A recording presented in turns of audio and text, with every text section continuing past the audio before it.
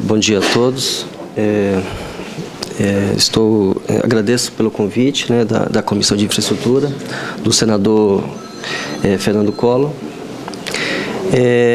Vamos fazer uma breve apresentação sobre a situação do setor de transporte ferroviário de cargas, que é regulado pela agência, especificamente na Superintendência de Infraestrutura e Serviços de Transporte Ferroviário de Cargas, do qual eu sou atualmente superintendente.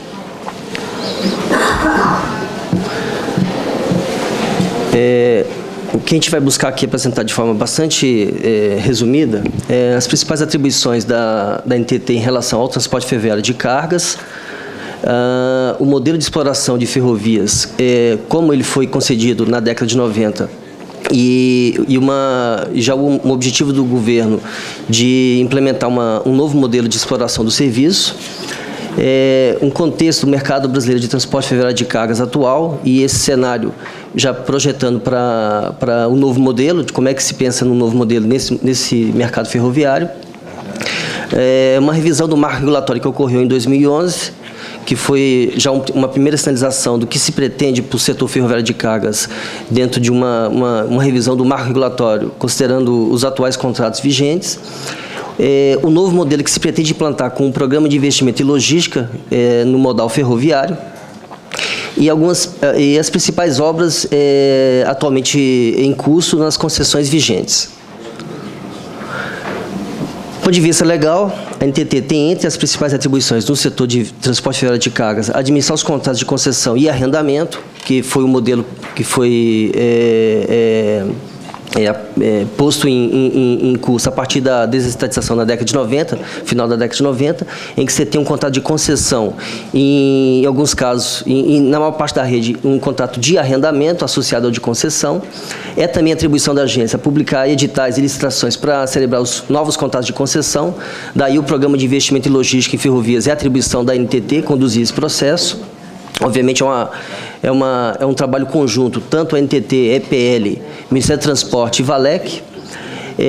Um outro papel legal da NTT na parte de ferrovias é regular e coordenar a atuação dos concessionários e disciplinando e orientando fundamentalmente as operações de direito de passagem e tráfego mútuo, e buscando também equilibrar os interesses e assegurar a neutralidade em relação à atuação dos concessionários, em relação aos usuários e outros entes envolvidos, como o próprio governo e as concessionárias.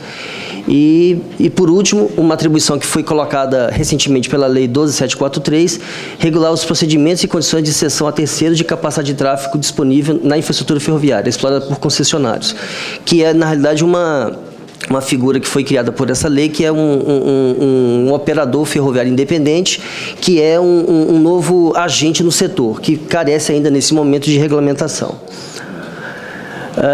Do ponto de vista de modelo de exploração de ferrovias, atualmente nós estamos vivendo um modelo chamado vertical, em que uma empresa ferroviária ela detém tanto a exploração da infraestrutura que lhe foi outorgada, quanto a prestação do serviço de transporte ferroviário de cargas. Então, a mesma empresa ela atua nas duas ações, manter a infraestrutura que lhe foi concedida e fazer o transporte. O que se pretende no novo modelo que se está em curso, em estudos pelo governo e NTT, juntamente com as outras entidades que eu citei, EPL, Ministério, Valec, está se estudando o modelo chamado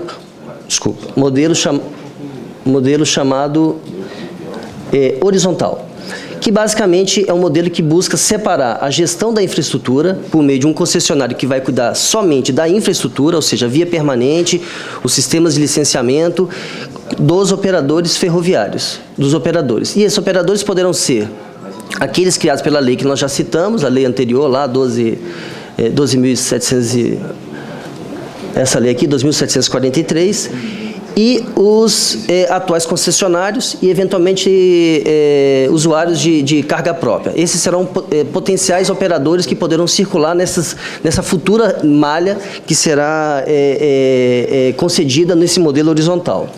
A diferença, basicamente, entre os dois modelos: no modelo vertical atual, há um menor custo de transporte, há um ganho de escala pelo fato de você ter uma empresa vertical, mas há uma característica natural desse modelo, que é um monopólio natural dos concessionários que detêm essas concessões. E é um modelo que vem sendo adotado já na América do Norte, Austrália e concessões na década de 90 no Brasil. O que se pretende fazer nesse modelo horizontal, que é o que está sendo estudado pelo governo, ele surge essencialmente de outros setores, já foi adotado de outros setores, como de energia e telecomunicação, que é exatamente a separação das várias atividades dentro das indústrias. No caso da indústria de telecomunicação e energia, esse tipo de separação já ocorreu e ele tem se mostrado eficiente no sentido, principalmente, de ampliar a competitividade entre os diversos operadores, e é um modelo que vem sendo adotado na Europa. Então, essa, vamos dizer assim, é a grande mudança que está em curso no modelo vertical para o modelo horizontal. As atuais concessões, essas que estão no modelo vertical, elas hoje têm assim, uma característica bastante marcante. Primeiro, elas são basicamente voltadas para o mercado externo. Boa parte da produção do transporte ferroviário de cargas atualmente no Brasil, ele é voltado para o mercado exterior. Basicamente, exportação de commodities, seja minerais, seja produtos do agronegócio, grãos, basicamente. Essa forte concentração em produtos minerais e commodities faz com que a gente tenha apenas pouco mais de 1/3 da malha, algo em torno de 10 a 12 mil quilômetros, que estão efetivamente sendo utilizados no sentido de grandes volumes de carga, exatamente para fazer a exportação desses produtos que se concentram no mercado externo. Essa forte concentração leva a diversos trechos da malha terem um nível de ociosidade alta. E isso é que também chama a atenção atualmente do modal ferroviário no Brasil. Uma forte concentração em alguns trechos da malha, do ponto de vista de produção, e uma ociosidade numa outra parte da malha. Além disso, os dados que a gente vem apurando nos sistemas de acompanhamento da agência de fiscalização também apontam que há uma baixa conexão entre as diversas concessionárias, ou seja, há pouca interconexão entre as malhas ferroviárias, entre os diversos concessionários. Também é uma preocupação nossa, no sentido de que a gente deveria estimular mais o tráfego mútuo ou mesmo o direito de passagem, e essa baixa interconexão acaba levando a um baixo fluxo interno de transporte de cargas ou mesmo os fluxos externos, no sentido de ter essa interconexão entre elas. Isso aqui ilustra bem essa questão desse baixo uso do direito de passagem, do tráfego mútuo. Você vê que ele representa hoje algo em torno de 7%, talvez 8% do total que é transportado em termos de produção, o que denota que nós temos, na realidade, hoje uma distância média de transporte muito baixa no modal ferroviário no Brasil, quando você compara com outros sistemas ferroviários no mundo. E esse gráfico mostra exatamente isso. Pela baixa conexão que existe entre a malha ferroviária, a distância média de transporte no Brasil é algo em torno de 500 a 600 quilômetros na ferrovia, e em mercados ferroviários mais maduros, que têm um transporte ferroviário mais intenso, como os Estados Unidos, as distâncias de transporte elas são na ordem de 1.500 a 2.000 quilômetros, o que é mais natural na ferrovia, exatamente por conta dessa baixa interconexão que existe entre as concessionárias. Então, o que se busca, basicamente, na revisão do marco regulatório das concessões vigentes, que foi feito através de uma revisão no ano de 2011. O que se buscou, basicamente, ali? Que foram alguns dispositivos criados, dispositivos regulatórios. Estimular a interoperabilidade dos sistemas através da interconexão entre as concessionárias, de forma que elas façam o direito de passagem de tráfego mútuo, ou seja, transitem entre concessionárias. Fomentar a competição dentro do setor, que seria permitir que uma concessionária pudesse entrar na malha de outra concessionária, foram alguns instrumentos criados com esse objetivo, e ampliar as possibilidades de financiamento. Permitir que, além dos concessionários que já fazem os investimentos na malha ferroviária, também tivesse a figura do usuário fazendo investimento no sistema, como já é também uma prática, apenas se regulamentou essa prática. Então, para permitir atingir aqueles objetivos, a agência publicou em julho de 2011 essas 3 resoluções, que foram um marco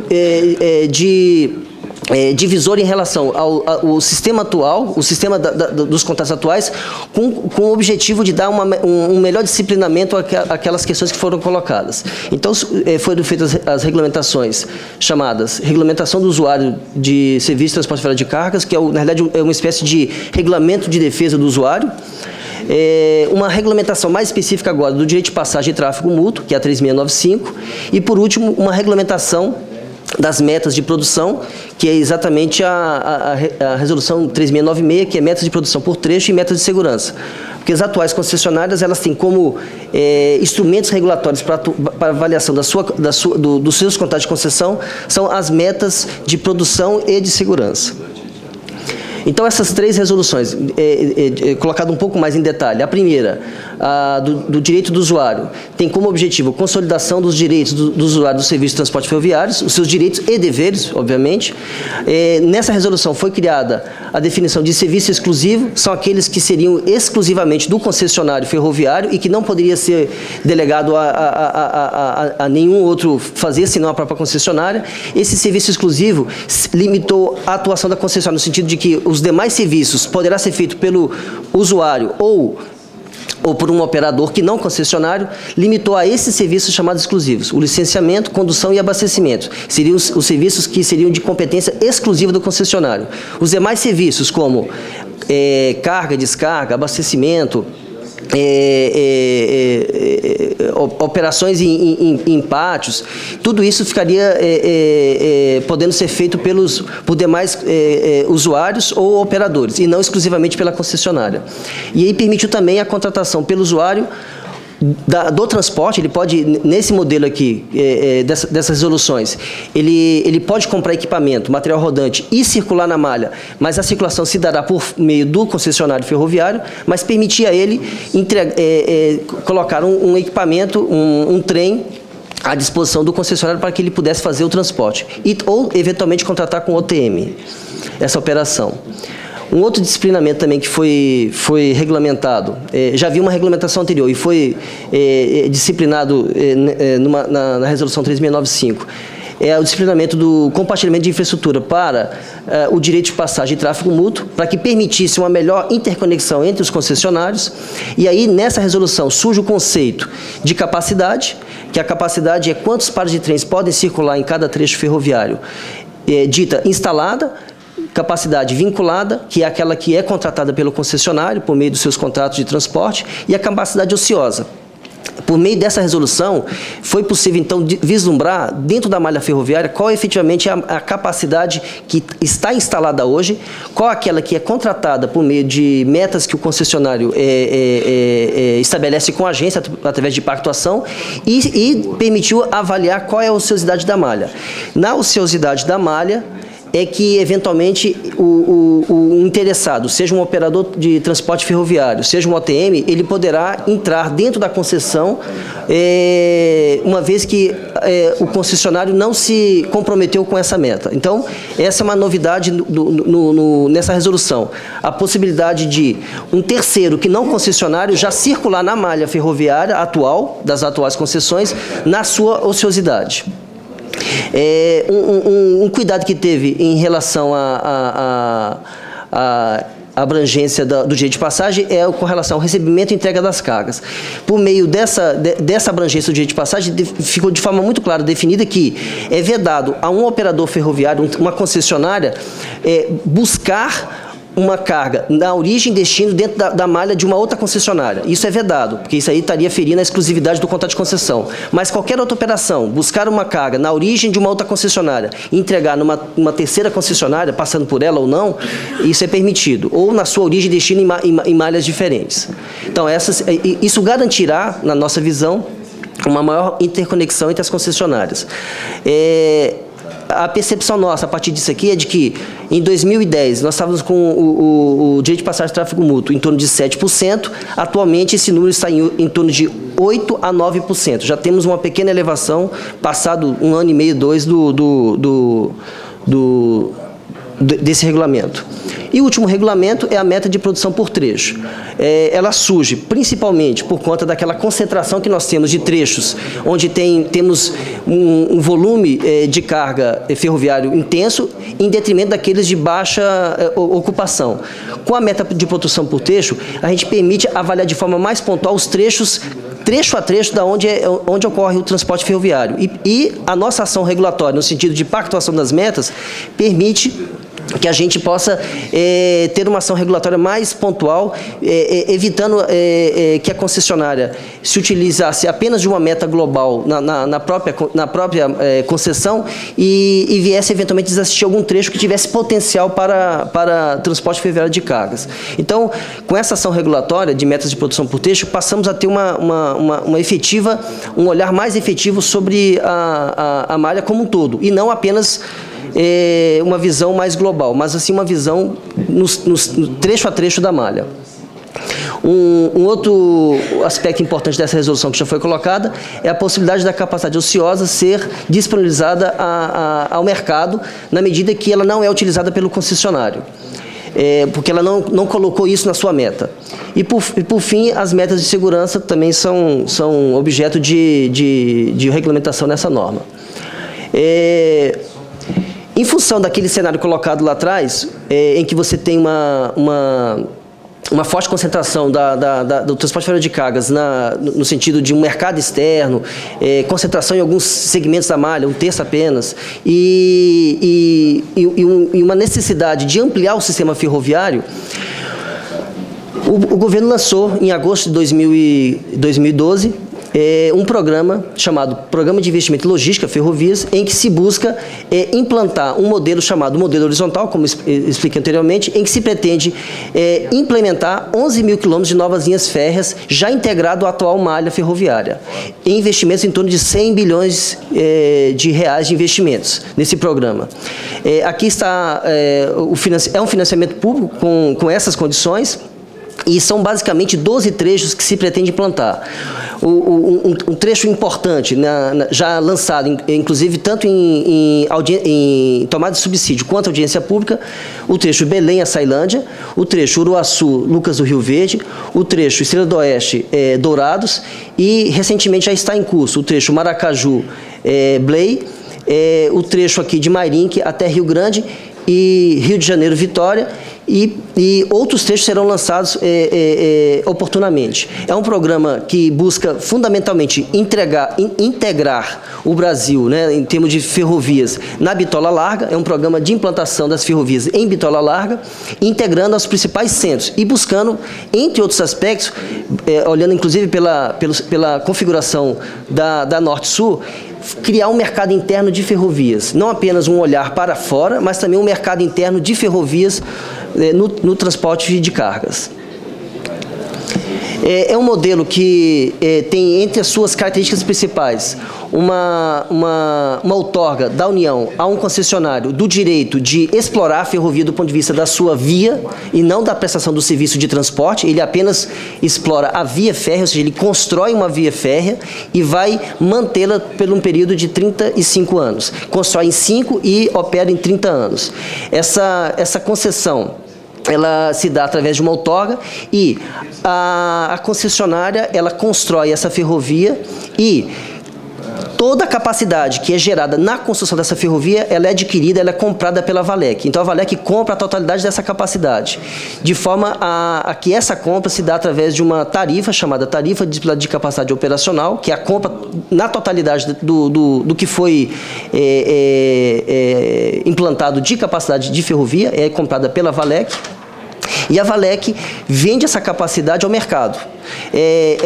Na visão do governo, na medida que a Valec entra nesse processo, nesse modelo, ela visa fundamentalmente tirar o risco de demanda do concessionário, na medida que a sua principal atribuição é construir a ferrovia e mantê-la pelo prazo de 30 anos, e o risco de demanda fica mitigado então com a atuação da Valec.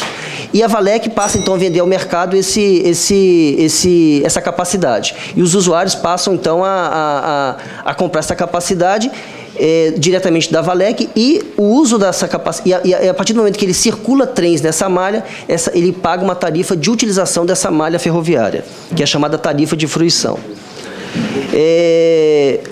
os principais marcos regulatórios de implantação do modelo horizontal que são importantes serem regulamentados para que o setor, para que esse modelo se sustente, precisa da regulamentação do operador ferroviário independente, que foi colocado nessa lei. As regras de cessão de capacidade também vão ter que ser regulamentadas, e os futuros contratos de concessão que vão ser estabelecidos entre o concessionário gestor de via com a União, né, nas suas obrigações, nos seus direitos e obrigações. Haverá uma convivência por um período, porque as concessões atuais, né, restam em torno de 14, 15 anos de vigência. Haverá uma convivência de um modelo híbrido, de um modelo vertical e um modelo horizontal. Importante nesse modelo são as regras de segurança, porque como nós estamos falando de um modelo de separação da gestão de via, da operação, segurança é um ponto muito importante. A questão da interoperabilidade é outro aspecto importante. Nós temos que garantir a continuidade entre os sistemas, sejam os atuais concessionários com os futuros concessionários que vão surgir, gestores de via. Então tem que ter uma integração e uma interoperabilidade entre os diversos sistemas. O regulamento do operador ferroviário independente é fundamental também nesse processo, e as regras de cessão de capacidade operacional também são importantes, o seu regramento e o seu disciplinamento.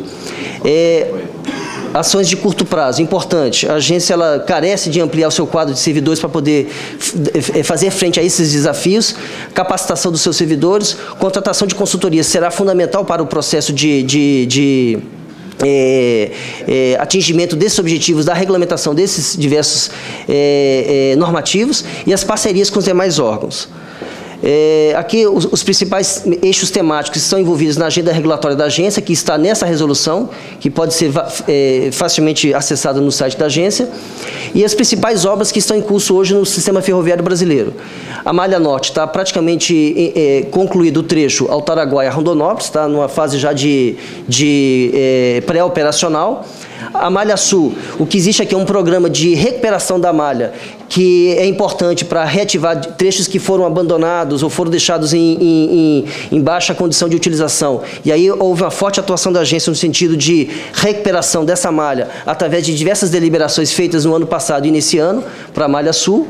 A MRS tem um programa forte na região de São Paulo, principalmente por conta do compartilhamento que ela tem da malha com a CPTM e a concessionária de transporte da região, bem como a duplicação do trecho Santos-Perequê, que também está num processo de investimento. A Transnordestina já é um projeto que vem sendo conduzido dentro do governo e vem sendo implementado pela concessionária já desde 2006. A FCA tem um projeto lá em Belo Horizonte de retificação e duplicação de um trecho de Horto Florestal General Carneiro, também tirando um importante ponto de gargalo na malha ferroviária. A Vitória Minas tem esses investimentos em sua linha atualmente, e Carajás também está num processo de duplicação da sua malha ferroviária. Tá, ok. E aqui a indicação desses investimentos. Só para visualizar, né, a situação em cada um desses investimentos, conforme citado. Obrigado. Com a palavra o senhor Rodrigo Vilaça, presidente executivo da Associação Nacional dos Transportes.